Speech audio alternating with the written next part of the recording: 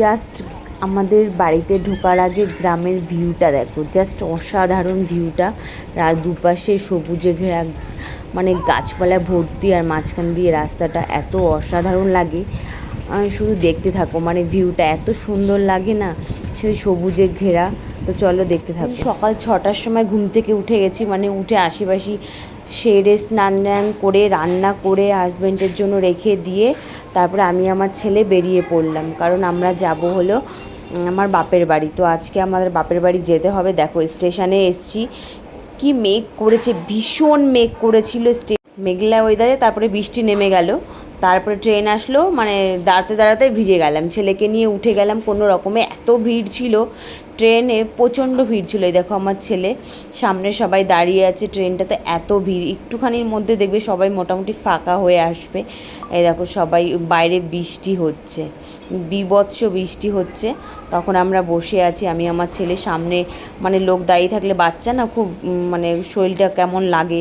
তারপরে ছেলে গেল ঘুমিয়ে।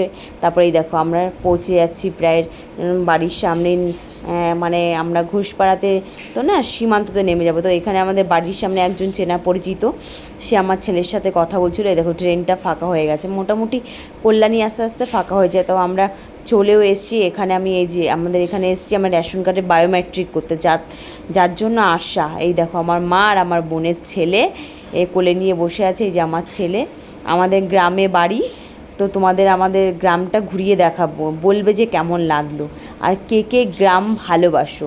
তো সকালবেলা বায়োমেট্রিকটা হয়নি, তো আমি আমার বোনও এসেছিলো শ্বশুরবাড়ি থেকে বায়োমেট্রিক করার জন্য। তো আমরা দু বোন বেরিয়ে পড়েছিলাম, দুটো সাইকেল নিয়ে, আর রাস্তা দিয়ে সাইকেল চালাচ্ছিলাম আর যাচ্ছিলাম।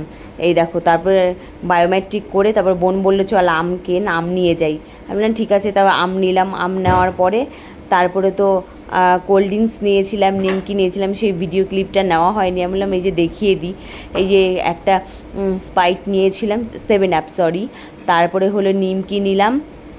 এটা নিয়ে আমরা হলো দু বোন বাড়িতে যাওয়ার জন্য রেডি হয়ে গেছি, কারণ আমার বাড়িতে বাচ্চা আছে দুজনের। এই দেখো আমাদের গ্রামের মানে ঢোকার পরিবেশটা, কার কার গ্রাম ভালো লাগে অবশ্যই কমেন্টে জানাবে। দেখো রাস্তাঘাট এত সুন্দর, আর দুপাশে এত সবুজে ঘেরা গাছপালা থাকে, জাস্ট অসাধারণ লাগে, অসাধারণ। আমি গ্রামের মেয়ে, তাই আমার গ্রাম খুবই ভালো লাগে, খুবই পছন্দের। আর কে কে পছন্দ করে অবশ্যই বলবে। এই দেখো আমাদের এখানে পাটকাঠির জালে রান্না করা হয়, তো এটা প্রচণ্ড পাটের ফেরসটা থাকে। তো সেগুলো কি করে মা, পাটকাঠিগুলো আগুন জ্বালিয়ে ওগুলো পোড়ানো হয়, তাহলে খড়িগুলো ক্লিন হয়ে যায়, তারপরে রান্না করা হয়। দেখো গ্রাম আমার পাশে, আমার বাড়ির পাশের জায়গাটাই দেখো সবুজে সবুজ, এখান দিয়ে সূর্যের আলো আসছে, চারপাশটা দেখো এত সুন্দর, শুধু গাছ আর গাছ। পরিবেশটা দেখো শুধু, আমার বাপের বাড়ি ওখানে। আর কার কার বাপের বাড়ি গ্রামে অবশ্যই কমেন্টে জানাবে কিন্তু। এদিকে দেখো এই যে ছোটোবেলায় আমরা খেলতাম কিতকিত কিতকিত, এখানে আমার ভাইপো, আমার ছেলে আর এই পাশের বাড়ি একটা বাচ্চা, ওরা তিনজনে খেলছিল। এই দেখো আমার সোনা তো বোঝে না, ও খেলছে। ছোটোবেলায় আমরা কত খেলেছি, এখন বড় হয়ে গেছি তাই মিস করি অনেক ছোটোবেলাগুলো। তারপরে এই দেখো আমাদের উনুনে রান্না হয় এখানে, আমি বাপের বাড়ি এসে রান্না করি প্রত্যেকবার যখন আসি।